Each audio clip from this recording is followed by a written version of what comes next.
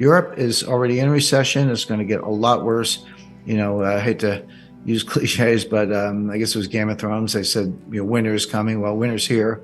It's getting very cold very fast in Europe. They don't have enough energy. The US and UK together blew up the Nord Stream pipeline. That's not going to be a source of natural gas. And now they put this cap. I say they, meaning NATO, the US and EU, put a cap on Russian oil prices.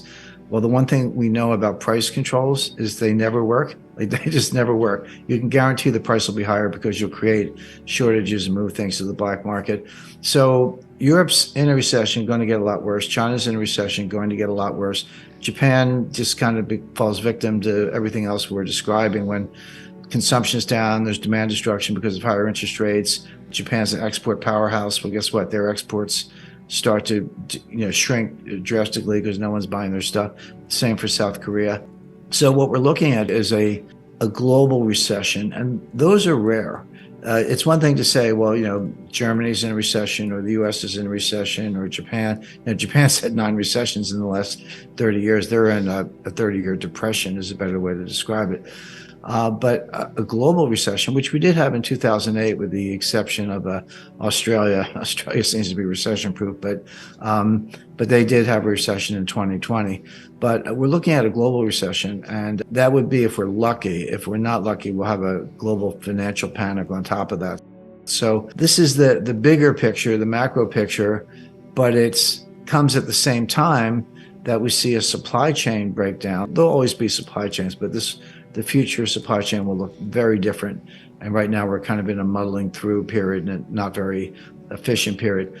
And we all get inflation. I always say, I may be an analyst, but I put gas in my car and shop for groceries just like everybody else. So I get the inflation side of it, but I have a separate chapter on disinflation and deflation. And that's coming very fast, and no one's ready for that.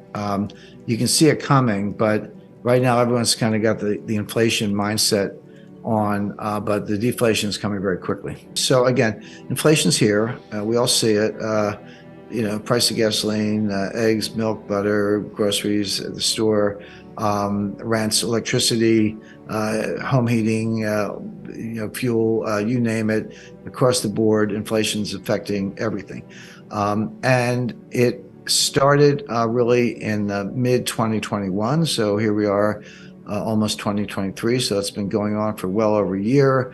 For the first 6 or 7 months, Jay Powell, and for that matter, Janet Yellen, were like, yeah, we see it, but it's transitory. We know that story. Finally, November 2021, Jay Powell threw in the towel, said, okay, time to retire the word transitory. Now let's get to work. And they started raising interest rates in March 2022. And we're now up to Fed funds rate of 4.5%. But that's from zero. March 1st, it was zero. So to go from 0 to 4.5 in less than 9 months, about 8.5 months, that's amazing. We haven't seen anything like that since Paul Volcker in the early 80s. Now, I know rates are not 13, 14%, but to go from 0 to 4.5, I can say in 8 months is a shock. Now, why is the Fed doing this? Well, they say they want to kill inflation. Okay. But there are 2 sources of inflation. Inflation can come from the supply side, what's called cost push inflation. Costs go up and they get pushed into retail prices and consumer prices. And that is what's happening. That's because of the supply chain breakdown, energy prices, shortages of goods, et cetera. So that's cost push inflation from the supply side. There's another kind of inflation that comes from the demand side. And this is much more psychological. It's when consumers say, they just have it in their heads, and maybe from objective data, that prices are going up. And so they change their behavior. They say, I was thinking of getting a new washing machine, but I was going to wait 6 months, but I better buy it now because the price is going to be a lot higher in 6 months. Or a car, suit of clothes, a dress, furniture, whatever it is, better buy it now because the price is going to go up. That demand side inflation is called demand pull. You're basically pulling demand forward because of in anticipation of much higher prices. There's a huge difference between the two. First of all, one can feed into the other. This is what happened in the 70s.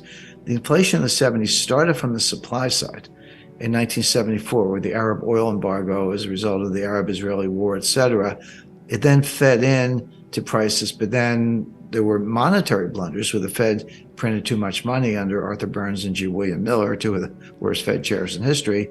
And then that changed the psychology. And then it came from the demand side. And that's when, gold went from $35 an ounce to $800 an ounce, 2,100% increase. But it affected everything. I mean, I was starting my career at that time. I worked at Citibank as International Tax Counsel. They used to just give us raises. We didn't even have to ask. They would just say, hey, here's another $30,000 or whatever, because they were afraid people were going to quit their jobs, and they did.